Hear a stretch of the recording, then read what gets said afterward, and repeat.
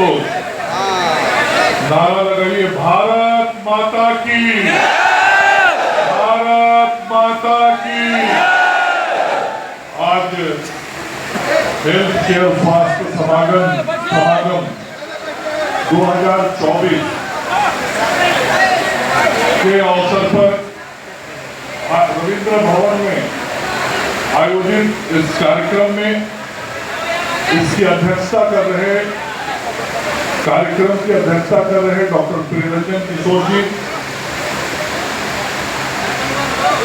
Bharatiya Janata party के चिकित्सा प्रकोष्ठ के संयोजक डॉक्टर बी झा मृणाल जी, भारतीय जनता पार्टी के प्रदेश के प्रवक्ता और पूर्व में चिकित्सा प्रकोष्ठ के प्रदेश के संयोजक रहे डॉक्टर मनोज कुमार जी,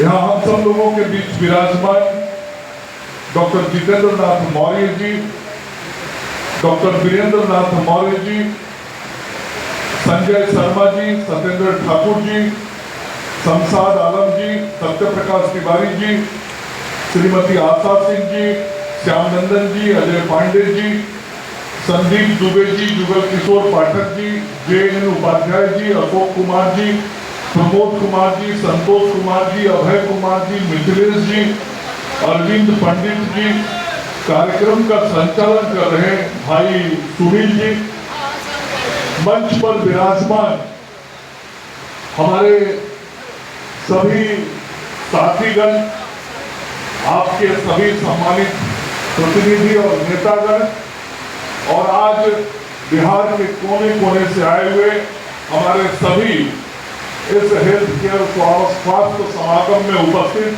भाइयों बहनों, आप सभी लोगों को मैं प्रणाम और नमस्कार करता हूं। मित्रों, मुझे आज बहुत खुशी है कि आप सब लोगों के बीच में आने का अवसर मिला है। मैं जब स्वास्थ्य मंत्री बना था 2017 में 29 जून को, तो स्वास्थ्य मंत्री मतलब लगभग आज से 7.5 साल पहले की बात मैं कर रहा हूं। स्वास्थ्य मंत्री बनने के बाद आप में से जो सब ग्रामीण स्वास्थ्य कर्मी हमारे भाई बंधु हैं, आप लोग आते थे, आप लोग मिलते थे और इस बात की चर्चा मुझसे करते थे कि माननीय मुख्यमंत्री श्री नीतीश कुमार जी ने आप सब लोगों को यह विश्वास दिलाया है, भरोसा दिलाया है कि आप सब लोगों को हम सम्मान भी दिलाएंगे और आगे समाज के साथ काम में जोड़ने का भी प्रयास करेंगे। मुझे अपने मुख्यमंत्री जी की बात को पूरा करना था। माननीय मुख्यमंत्री जी हमारे नेता हैं, हमारे नेतृत्व करता है, और यदि उन्होंने किसी से कुछ कमिटमेंट किया है, कुछ बात की, तो स्वास्थ्य मंत्री के रूप में उसे पूरा करना मेरी जिम्मेवारी। और मैंने इस प्रयास को आगे बढ़ाया, लगातार लोगों से मिलता रहा, सोचता रहा कैसे समाधान निकालूं, क्योंकि उस वक्त तक हमारे मुख्यमंत्री जी की भावना तो हमको मालूम हो गई थी, वो क्या के लिए चाहते थे वो तो मुझे मालूम था, लेकिन कैसे आगे बढ़े वो रास्ता तय करना था। फिर मुझे मिलकर लोगों ने बताया कि सबसे पहले तो हम जो स्वास्थ्य कर्मी हैं, गांव में सेवा देते हैं, हम सब लोगों का रजिस्ट्रेशन कराना पड़ेगा। रजिस्ट्रेशन होगा, उसके बाद पुस्तकों का एक बंडल हमारे पास आएगा जो अध्ययन हमको करना होगा। जब वो पुस्तक NIOS से आएगा, फिर उन पुस्तकों को पढ़ के हमको परीक्षा देना होगा। फिर परीक्षा देने के बाद हमको प्राथमिक स्वास्थ्य केंद्र पर आपको प्रशिक्षित कराना होगा, और तब उसके बाद हम वैज्ञानिक रूप से सही तरीके से काम के तरफ बढ़ पाएंगे। ये मुझे सब काम बताएंगे। ये सब स्टेप वाइज काम बताया गया। तो मैंने सोचा कि अब इस काम को करना ही तो धीरे धीरे आगे बढ़ा जाए, क्योंकि हम कोई घर बनाते हैं तो एक दिन में तो घर बनता नहीं। किसी मंजिल के लिए चलते हैं तो अचानक मंजिल पे तो पहुंच नहीं जाते। मंजिल पे जाने के लिए रास्ते पे चल के सफर तय करना पड़ता है। और घर यदि बनाना होता है तो घर का नक्शा बना के उसके फाइनल अंतिम फिनिशिंग जो करना होता है वहां तक स्टेप वाइज ही काम करना पड़ता है, अचानक से कोई काम होता है। तो मैं इतना जरूर कह सकता हूँ कि माननीय मुख्यमंत्री जी की जो भावना थी, जो इच्छा थी, उनकी भावना, इच्छा और निर्देश के आलोक हमने आप सब लोगों के समस्याओं के समाधान का रास्ता प्रशस्त किया। और मैं आज अपने हजारों साथियों के बीच में खड़ा होकर कह सकता हूँ कि आपके इस काम के लिए अभी तक 2 बैच निकले हैं। पहले बैच के लड़कों के लिए, लड़कियों के लिए, महिलाओं के लिए यदि रजिस्ट्रेशन कराने का काम किसी ने बिहार में शुरू करवाया अपने मुख्यमंत्री जी की देखरेख में, तो वो मैंने करवाया। जब रजिस्ट्रेशन हो गया उसके बाद का भी मुझे दिन याद है। लोग आके मिलते थे, कहते थे सब रजिस्ट्रेशन तो हो गया, लेकिन वो अभी नहीं आया। तो हम कहते थे कि कैसे आया, तो कहाँ से आएगा सर? तो हम कहेगा अभी नहीं आया।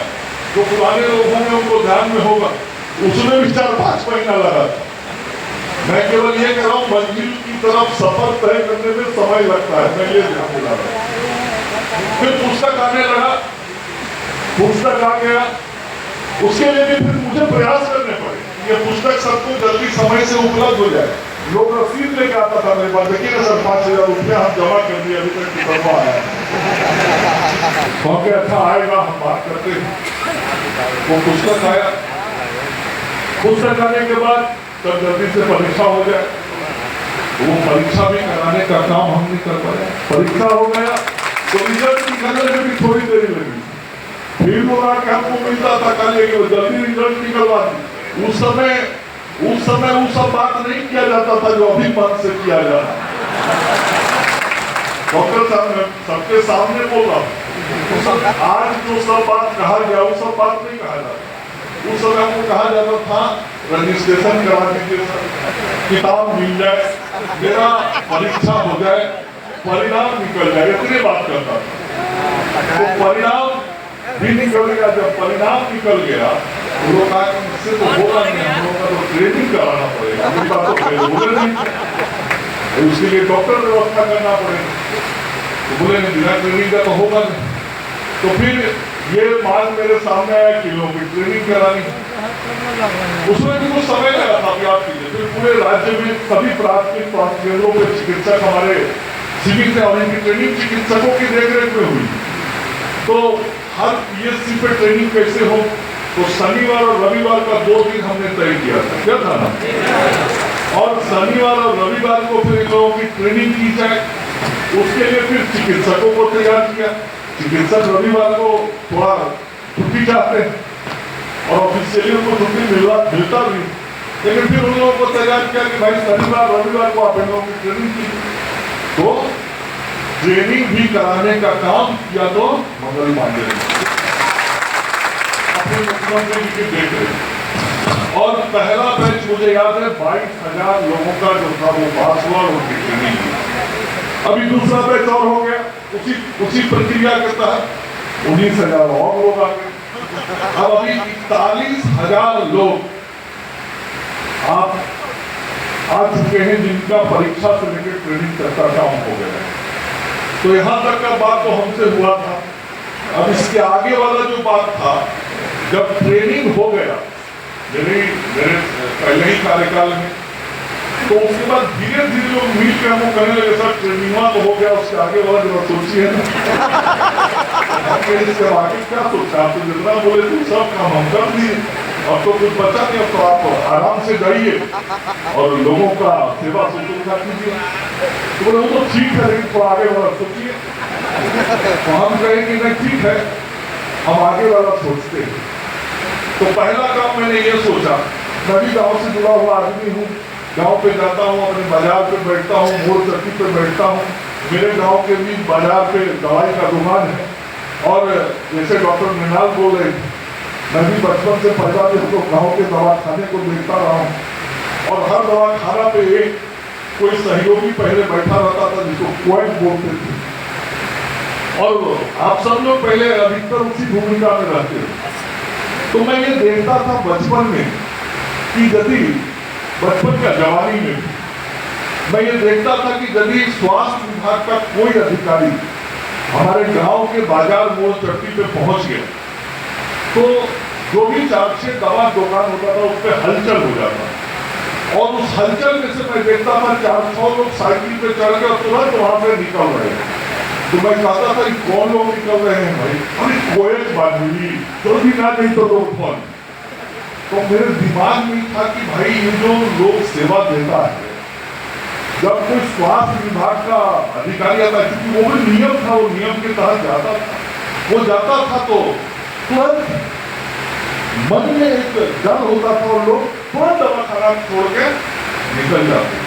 तो जब आगे का काम बोले लोग मुझे आता था तो मैं कहता था सुनिए, आपका पढ़ाई लिखाई जो भी कराना था, ट्रेनिंग वो सब हम करा दें। अब सबसे पहला काम जो करना है वो काम करना है आपके सम्मान की बहाली हमको कराना है, आपको प्रतिष्ठित हमको समाज में कराना है। और सबसे बड़ा चीज जीवन में सम्मान होता है, प्रतिष्ठा होती है। अब कोई आया, हम वहां से भागने लगे तो गड़बड़, कोई आए तो हम तो खड़ा होकर उसका स्वागत करें। तो मेरे मन में ये था जवानी के समय का जो चीज मैं देखा था गाँव के दवाई के दुकानों पर, मेरे दिमाग में था कि ये जो मेरा भाई सब मेहनत करता है, इस सबको सबसे पहले यदि हमको दिलाना है तो सम्मान दिलाने का काम है। और वो सम्मान भी अपने मुख्यमंत्री जी के नेतृत्व में हमने आप लोगों को दिलाया। अब कोई स्वास्थ्य विभाग का अफसर जाके आपको तंग और परेशान नहीं करता है, न कर पाएगा।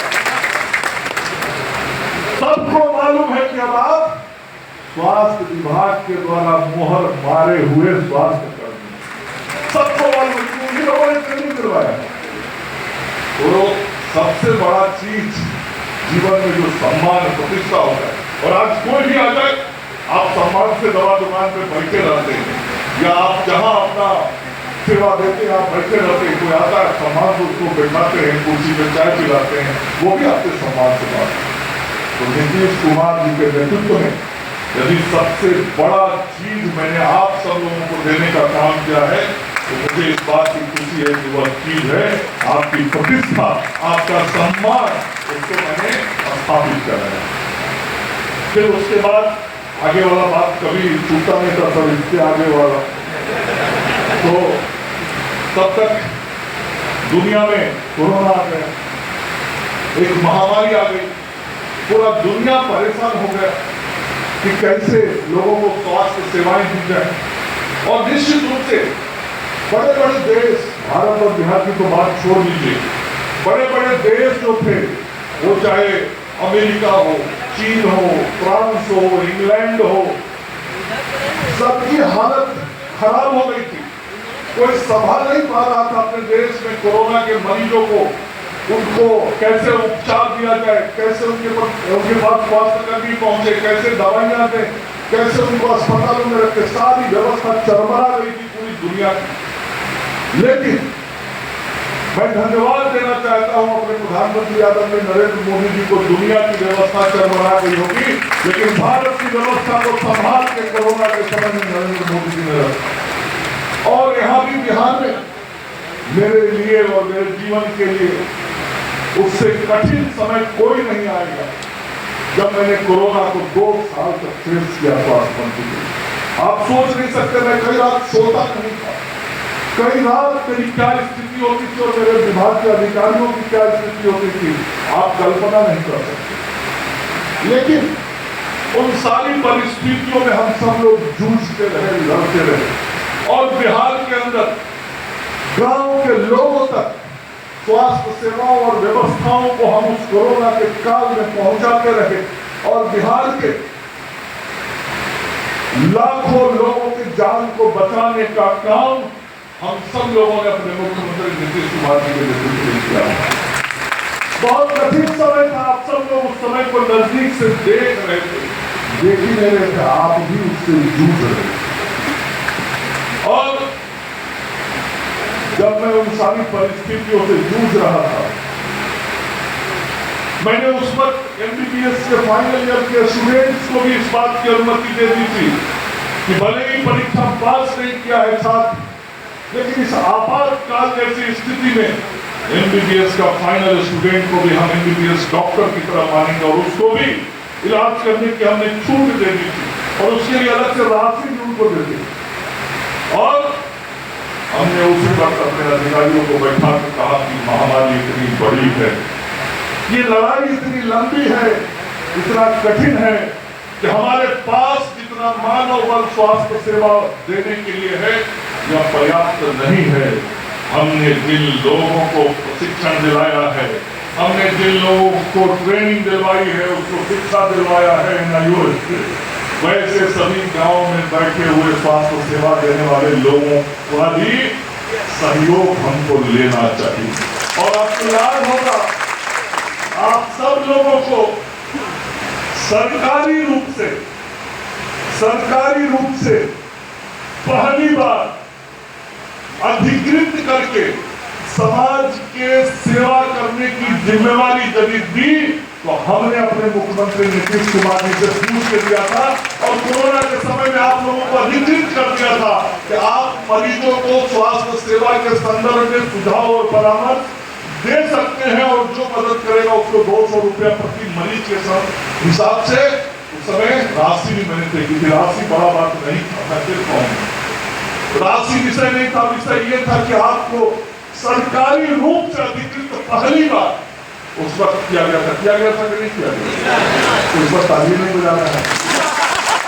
इतना बड़ा चीज ये जो हम सारे मंजिल तक पहुंचने के लिए रास्ता पर धीरे धीरे आगे बढ़ा जाता है, तो ये धीरे धीरे आगे बढ़ने की ही कड़ी थी। पहला बार सरकारी मुहर लगवाए और हमने आप सब लोगों के सम्मान प्रतिष्ठा के साथ साथ सरकारी व्यवस्था में भी जोड़ने का काम उस वक्त किया। आपको सीधा जोड़ा था अपनी व्यवस्था से, अधिकृत रूप से जोड़ा था, सरकार का आदेश निकालते जोड़ा था। और मैं आज